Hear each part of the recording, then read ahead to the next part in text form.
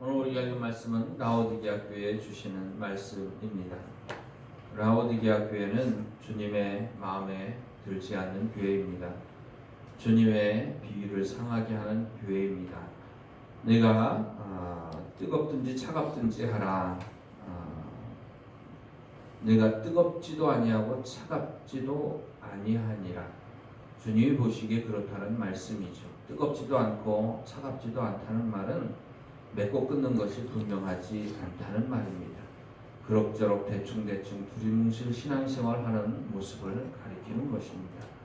맺고 끊는 것이 분명하고 확실한 신앙생활, 뜨겁든지 차갑든지 라는 말은 확실한 신앙생활을 하라는 말입니다. 미지근한 건 적당히 대충 신앙생활 하는 것을 의미하고 있는 것입니다.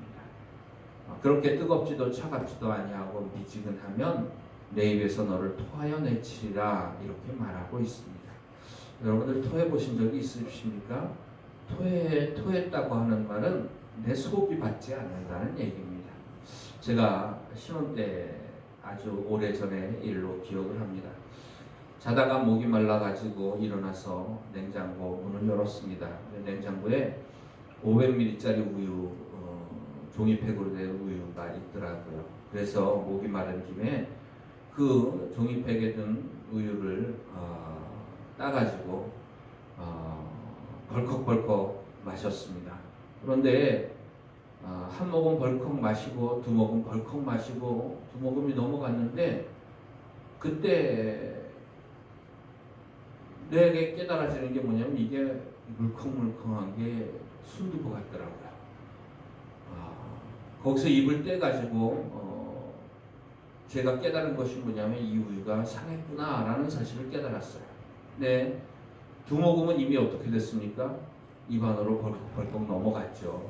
근데 그때부터 속이 뒤틀리기 시작을 하는 겁니다. 막 그냥 속이 뒤틀리고 비위가 상하고 그러면서 그 길로 화장실로 달려가 가지고 토하여 냈는데 마신 것 속에 있는 것까지 전부 다 토해내기까지 아주 고생을 꽤 오래 했던 생각이 납니다. 비위를 상하게 하는 교회가 그런 교회입니다. 주님의 속을 뒤틀리게 하는 교회, 주님의 입맛에 맞지 않는 교회, 그런 교회가 바로 라오디게 교회였던 것입니다. 그저 뜨겁지도 아니하고 차갑지도 아니하고 맺고 끊는 것이 분명하지 않고 확실하고 분명한 신앙생활 없이 적당한 신앙생활을 하는 교회. 그 원인과 이유가 뭐냐면 살만하기 때문에 그렇습니다. 인생이 힘들고 어렵다고 하더라도 결국엔 살만하면 하나님 없이도 인생을 살 수 있는 것 아닌가라는 생각이 듭니다. 이 라오디게아 교회는 특별히 부요한 교회였습니다. 라오디게아 지역 자체가 의과대학이 있고 그 여러 가지 연구의 결과물을 통해서 특별히 안약을 좋은 안약을 발명하고 그것을 판매하고 또 그런 여러 가지 약품들을 판매함으로 말미암아 그것으로 얻는 소득이 풍성한 지역이 바로 라오디게아 지역이었습니다. 그 지역에 사는 모든 사람들이 부요함을 누리고 있었죠. 그러면서 라오디게아 교회가 서로 생각하기를 7절 말씀에 내가 말하기를 자기 자신이 자기 자신을 생각하는 겁니다. 자기 자신의 눈에 보여지는 자기 자신의 모습입니다. 내가 말하기를 나는 부자라 부요하여 부족한 것이 없다. 이건 무슨 뜻이냐면 하나님 없이도 살 수 없다는 뜻입니다. 하나님의 도움 별로 필요를 느끼지 않는다는 얘기입니다. 절실함을 잃어버린 교회라고 하는 것입니다. 이게 뭐냐 하면 육신에 넘치는 부요함과 풍성함 때문에 하나님의 도우심을 필요로 하지 않는 교회가 바로 라오디게아 교회였습니다. 그러나 그런 라오디게아 교회를 향하여 주님께서 주시는 말씀은 뭐냐 하면 내가 너를 바라볼 때 부자라 부요하여 부족한 것이 없는 그런 존재라고 너는 너 자신을 생각하지만 내가 보기에 너는 어떤 모습이냐 하면 네, 곤고한 것과 가련한 것과 가난한 것과 눈먼 것과 벌거벗은 것을 알지 못하는도다. 주님 눈에 보시기에 그렇다는 것입니다. 주님의 눈에 보시기에는 곤고한 교회요, 가련한 교회요, 가난한 교회요, 눈먼 교회요, 벌거벗은 교회라고 하는 것입니다. 성경에 보면 예수님께서 부자와 나사로의 이야기를 우리에게 말씀해 주시고 또 제자들이 그것을 기록한 내용이 있습니다. 부자는 모든 것이 세상에 사는 모든 것이 채워진, 세상에서 필요로 하는 모든 것이 채워진 인생이었죠. 그는 어쩌면 인생에 있어서 이 땅에 사는 동안에 참 많이 행복했을지도 모르겠습니다. 많은 사람이 그를 부러워하는 삶을 살았을지도 모르겠습니다. 세상에서 유명한 인사로 이름을 떨치면서 살았을지도 모르겠습니다. 그리고 그 부자의 문 앞에 사는 거지 나사로는 세상에 필요한 모든 것들이 부족한 삶을 살았습니다. 그리고 가난한 삶을 살았고 궁핍한 삶을 살았고 모욕과 멸시를 당하는 삶을 살았습니다. 심지어 개들도 나사로를 무시하면서 개들이 와서 나사로의 그 헌대를 핥으면서 무시하는 모습을 보이는 것, 개들에게도 무시를 당하는 인생을 살았을진데 사람들에게는 얼마나 무시함을 당했고 존재감이 없고 보잘것없는 인생을 살았을까요? 그러나 그 마지막의 결과를 우리는 잘 알고 있습니다. 부자는 지옥 불꽃 가운데 떨어졌고 나사로는 아브라함의 품, 낙원, 우리가 흔히 말하는 천국이라고 하는 곳에 들어가게 된 것을 보게 됩니다. 부자의 이름은 성경에 기록되어 있지 않습니다. 그러나 그 부자 앞에서, 부자의 집 앞에서, 부자의 상에서 떨어지는 부스러기를 먹으며 참으로 비참한 인생을 살았던 거지는 나사로라는 이름이 분명히 기록되어져 있는 것을 보게 됩니다. 사람들의 눈으로 볼 때 부자와 같은 삶을 사는 것이 행복하다고 생각을 하죠. 그리고 그것이 정말로 올바른 길이라고 생각하고 정말로 바람직한 길이라고 생각을 하죠. 그러나 그런 인생을 산 사람의 이름은 주님께서 기억할 만한 가치가 없다고 여기셨다는 사실을 우리가 기억해야 됩니다. 그리고 부자 앞에서, 부자의 집 앞에서, 부자의 상에서 떨어지는 것으로 주림배를 채우면서 살았던 나사로의 삶을 주님께서는 더욱 귀히 여기시고 가치 있게 여겨주셨다는 사실을 성경은 기록하고 있습니다. 가난한 것이 좋다는 얘기가 아닙니다. 그 가난의 이유와 원인이 분명히 있다고 하는 사실이죠. 나사로는 이 땅에서 주님을 섬기기 위하여 그 고통을 당했다는 사실을 성경은 분명히 얘기하고 있습니다. 부자에게 이야기하죠.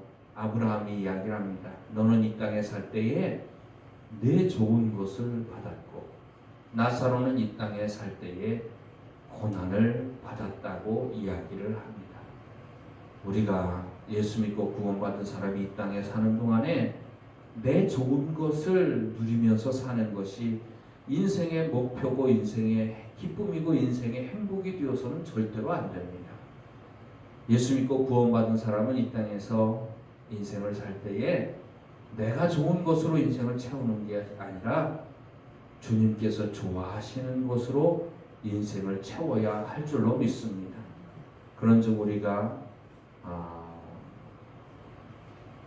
살아도 주를 위하여 살고 죽어도 주를 우리 중에 누구든지 사도 바울이 고백하지 않습니까?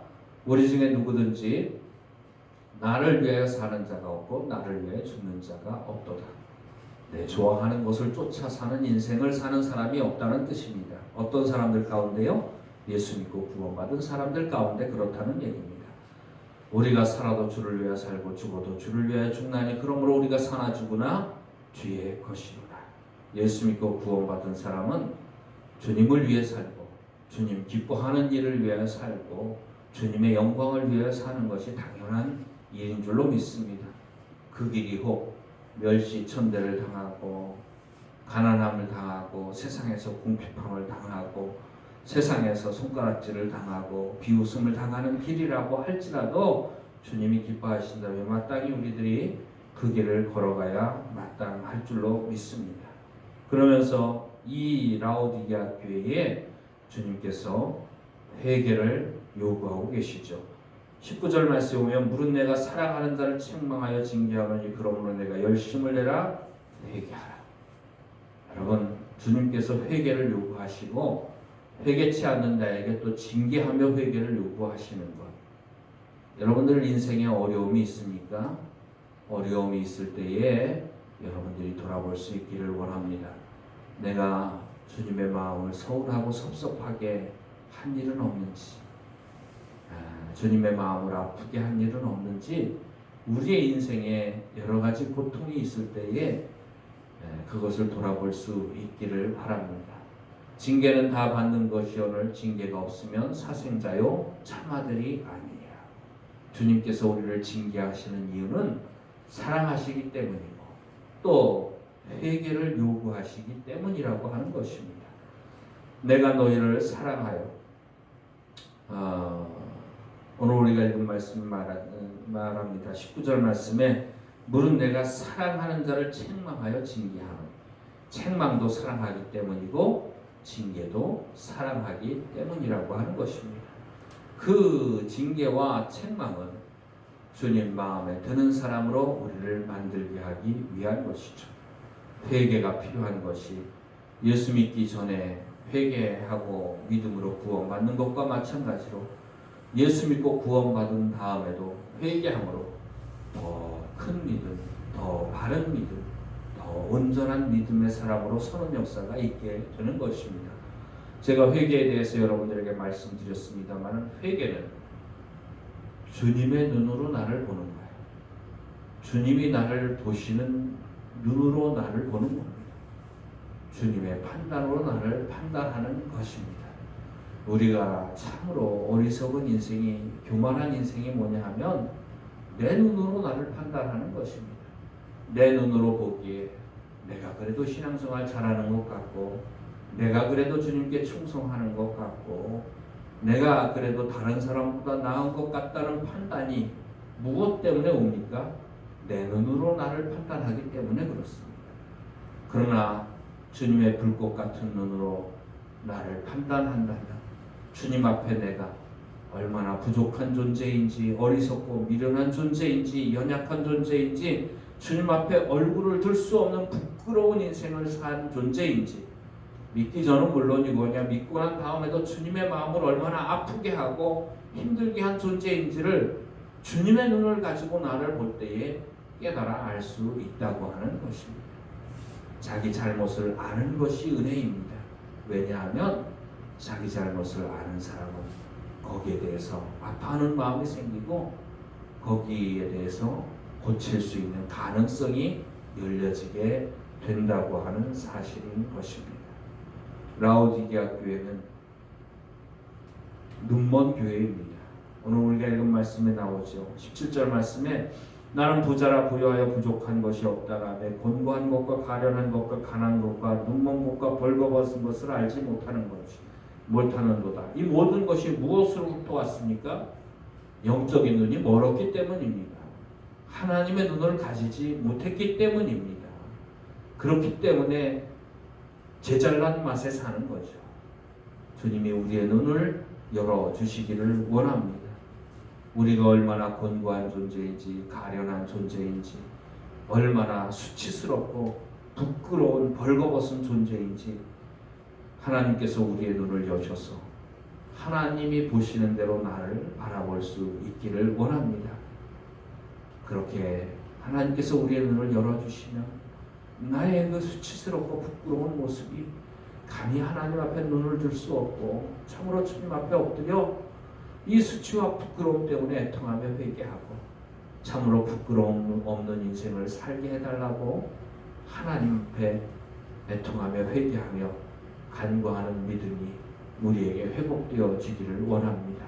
그러면 하나님께서 그 기도를 반드시 들어주시고 우리를 고쳐주실 줄로 믿습니다. 그래서 하나님의 눈에 보시기에도 부족함이 없는 인생으로, 부끄러움이 없는 인생으로, 책망받을 것이 없는 인생으로 우리를 고쳐주신 은혜가 있기를 원합니다. 그 모습 그대로 우리가 주님 오실 때까지 그렇게 담대한 마음으로 온전한 모습으로 살아가는 은혜가 저와 여러분에게 있기를 주의 이름으로 축원을 드립니다. 기도드리시겠습니다.